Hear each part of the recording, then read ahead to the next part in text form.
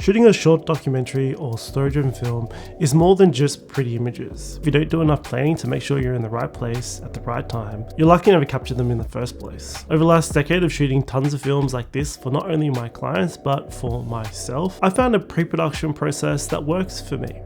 To show you, I'm going to take you along a real project and show you all the problems I encountered and how I solved them. And I've broken down this process into 5 steps that help us answer one question. Do we know enough to start shooting? The first thing we need to find is the story. My test for a good story is a story that you can't wait to tell people. For the films that I shoot, I like to start with a character. And what I try to do first is I try to figure out why should we care about them and what is it that they want? What is it that they're trying to achieve? And I had no idea what my art looked like. All I knew was graffiti. And that's what we're really looking for. A transformation that's occurred on a journey. The film that I'm taking you on is on an artist named Gerard. It's about how does a street artist become a contemporary artist featured in galleries. That's the one question our film is trying to answer. Street art isn't typically considered contemporary art. It really is a juxtaposition of two worlds in my mind. And that's why I think that it was worth exploring. Step 2, validate the story. Now we need to find out if that story exists, and this is where your pre-interview comes in. It's one thing assuming or reading about a story that you want to tell, and it's another thing uncovering what actually happened. I prefer to do this on a video call or in person, as not only do we get to see who we're talking to, there are visual cues that just don't come across with just audio or email alone. You get to see the range of emotions that are attached to the words that they're saying. And you'll be able to quickly identify if there's something deeper there worth exploring in the actual interview. There's something special about hearing something for the first time and actually telling someone something for the first time. That's something that you want to reserve for the interview on the day. And generally these have to do around the stakes, like why am I doing this? Or who am I doing this for? Or why is it important that this works out? These are questions that I generally reserve for the shoot day. I store any of my notes for any project in Notion. I use more of a dumping ground of information so that I can create further assets from these as I need. That's something we'll talk about in the next section. And what should we be looking for in this pre-interview? Where is the starting point of our story? Where do we want to drop the viewer in? What is our conflict for our character? What is it that they have to overcome?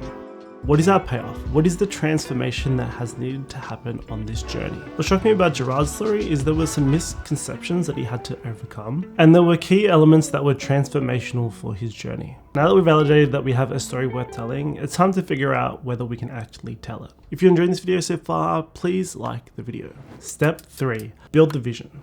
And to do this, we need 2 things. The first is whether we can be at key moments or whether we can create them. And the next is getting everyone on the same page. To achieve this, I like to use a treatment, not a storyboard.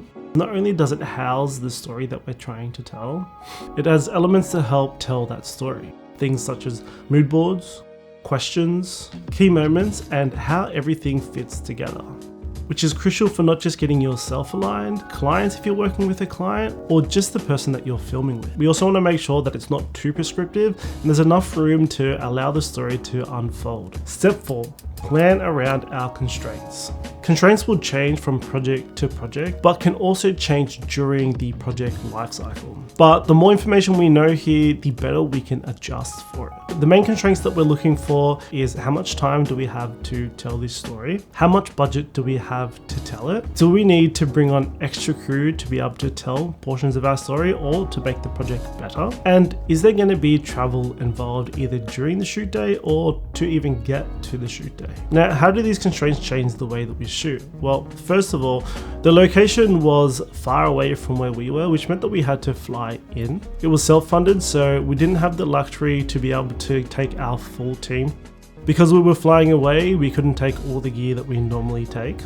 It also meant that we originally wanted to shoot 2 full days, but we had to cut down to 1.5 days just based on time, money, and logistics. And because we're only shooting 1.5 days and we weren't able to reshoot with this artist, it meant that we had to be very precise on what we shot because we wouldn't be able to do any extra pickups. We ended up deciding was at night after the first day, we would do a story cut to get a general idea of the material that we'll need for day 2. And we had some pre-planned scenes that we thought we might shoot to get just general coverage, but also some key moments that we knew that we wanted to have in the film. We shot one little scene over here, which is just before you ducked off, and then we did sort of this exit to sort of come to this side of the studio. And what we're going to shoot after this is him putting sort of paint everywhere. This meant that at least at the start of the day, we had a direction of how we wanted to shoot this project, while leaving enough room for the story to unfold on the day. This is something I'll go deeper in when we go to the shooting episode of this series. Step 5. Are we ready? You know you're ready to shoot the project when you have a story worth telling. Everybody's on the same page of the story that we're trying to tell. All the constraints have been identified and you've solved all of them. And if you have all that, you have all the pieces of the puzzle to make this thing work. But it doesn't mean that everything's going to go smoothly. We've just landed in Ballina, and as you can see, it's raining crazy. And that's what we're going to cover in the next episode of this series on how I make a documentary. If that's something you want to see, please subscribe. And if this has been helpful, please let me know in the comments below what you found most interesting in this video. See you in the next one.